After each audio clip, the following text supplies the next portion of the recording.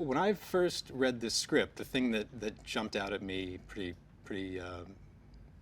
straight away was in Noah, you've got this really intriguing sort of young character who's still a bit naive, hasn't really experienced anything, and he goes on this really interesting journey, meets Raka, and so we've got these really interesting characters, and then the other side of that is you've got this fantastic villain with Proximus Caesar, played by Kevin, just an enormous character, which these two completely different personalities clashing.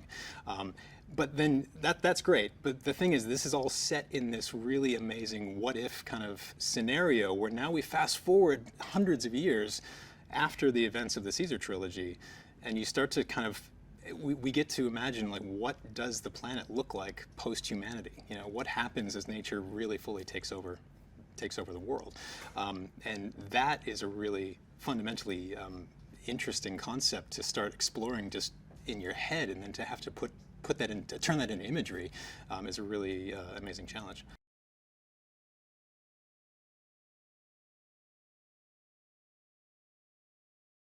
When we did Rise of the Planet of the Apes, that film sort of came on the heels of the work that was done in Avatar in terms of the performance capture, the technology and the processes that were worked up to make that film possible.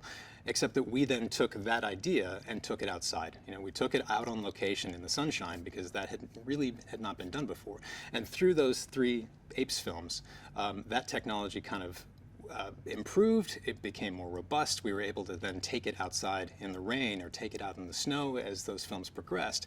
And this has actually kind of a similar trajectory in the sense that we just had Avatar, sequels that came through production that then sort of vaulted that performance capture forward in different ways. And we're also now benefiting from a lot of the same ideas, but taking them out on location again. So we're not in a stage with our capture sessions. Primarily, we're out in the world, out in the wilds of Australia, and dealing with all the sort of elements that nature's throwing at us. But we still have to get a lot of this really nuanced performance capture in those spaces.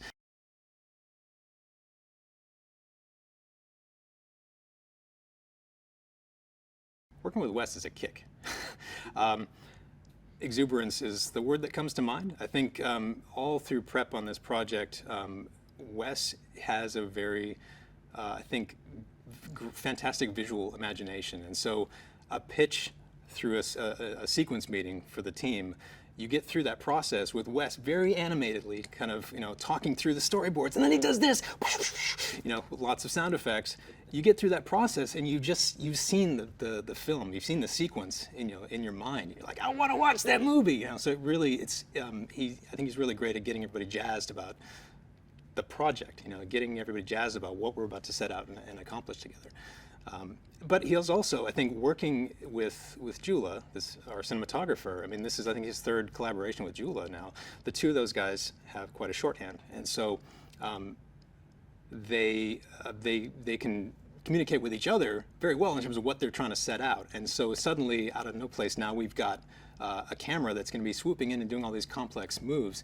And when you look at the sequence cut together, there's a very cohesive kind of blocking of complicated choreography of actors and camera kind of dancing together, where information is revealed just in time when it needs to be, which makes for a really fantastic sequence.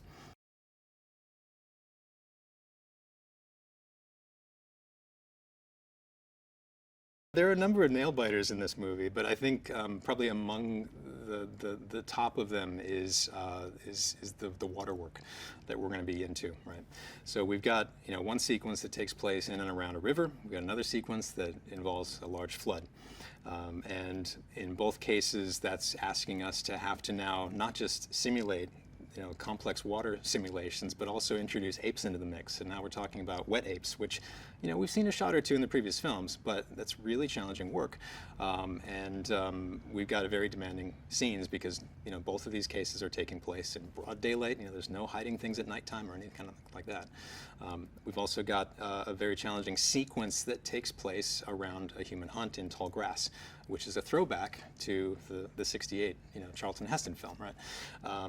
And that scene is going to be quite complex in the sense that we've got a lot of our feral humans running around, splashing through the river, but they're being chased by marauding apes who aren't there on horses with CG zebras.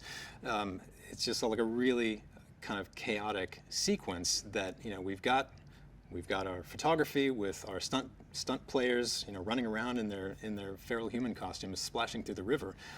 But now we're gonna have to work all of our apes in amongst all that splashing into the tall grass and working through that.